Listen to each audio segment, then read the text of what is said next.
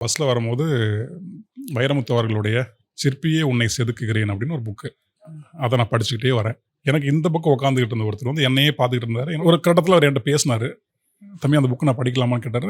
படிங்கன்னு சொல்லி கொடுத்தேன். அப்படியே பேசிகிட்டே வந்தோம் சென்னை வர வரைக்கும். அவர் வந்து அக்ரிகல்ச்சரல் முடிச்சுட்டு எங்கேயோ அப்ராட் போகிறாரு. இங்கிலாந்துக்கும் எங்கேயோ போகிறாரு. வேலை விஷயமா போகிறாரு. என்னை கேட்டார், நீ எங்கே போகிறேன்னு கேட்டார். நம்ம ஓடி வந்துக்கிட்டு இருக்கேன்னு சொல்ல முடியாது இல்லையா? அந்த நேரத்தில் எங்கள் அண்ணன் வந்து ஏரோநாட்டிக் இன்ஜினியரிங்க்கு எக்ஸாம் எழுதியிருந்தார். ஆமாம், +2 முடிச்சுட்டு எங்கள் அண்ணன் நல்லா படித்தவர். எனக்கு அது மைண்டில் இருந்தது. இந்த மாதிரி நான் ஏரோநாட்டிக் எக்ஸாம் எழுத போயிட்டுருக்கேன் அப்படின்னு. நான் ஒரு கதையை விட்டுட்டு நான் பாட்டுக்கு சொல்ல முடியல என்னால். நான் வந்து ஊர்லேருந்து ஓடி வந்திருக்கேன், பாட்டு எழுத போகிறேன் அப்படின்ட்டு. அவர் என்ன பண்ணிட்டாரு, சென்னையில் நான் வந்து 3-4 நாள் இருப்பேன். அதுக்கப்புறம் தான் இங்கே பர்ச்சேசிங்லாம் முடிச்சு தான் இங்கிலாந்து போவேன்.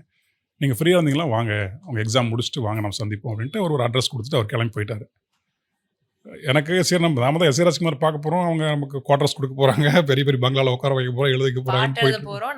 நம்ம வாழ்க்கை எங்கேயோ இருக்கே. ஆமாம், தூங்கி எழுந்திரிச்சு அடுத்த நாள் காரில் தானே போகிறோம் அப்படின்ற மாதிரி நான் அப்படியான ஒன்று. அப்புறம் நைட் 12 ஆயிடுச்சு. எங்கே போகிறதுனே தெரில. அவர் கொடுத்த அட்ரஸ் எடுத்து பார்த்தேன். வலசரவாக்கம் ஓம் சக்தி நகர், ஓம் சக்தி இல்லம். அது நல்ல மைண்டில் இருக்கு. இன்னும் ஒரு 1:30-2 மணி இருக்கும் நான் அவரை போய் அடையிறதுக்கு. அந்த இடத்த அடைச்சிட்டேன். டயா பூஸ்டர் சுகரை கண்ட்ரோல் பண்ணும், உங்க ஆரோக்கியத்தை மீட்டு தரும். அனைத்து மருந்து கடைகளிலும் கிடைக்கும்.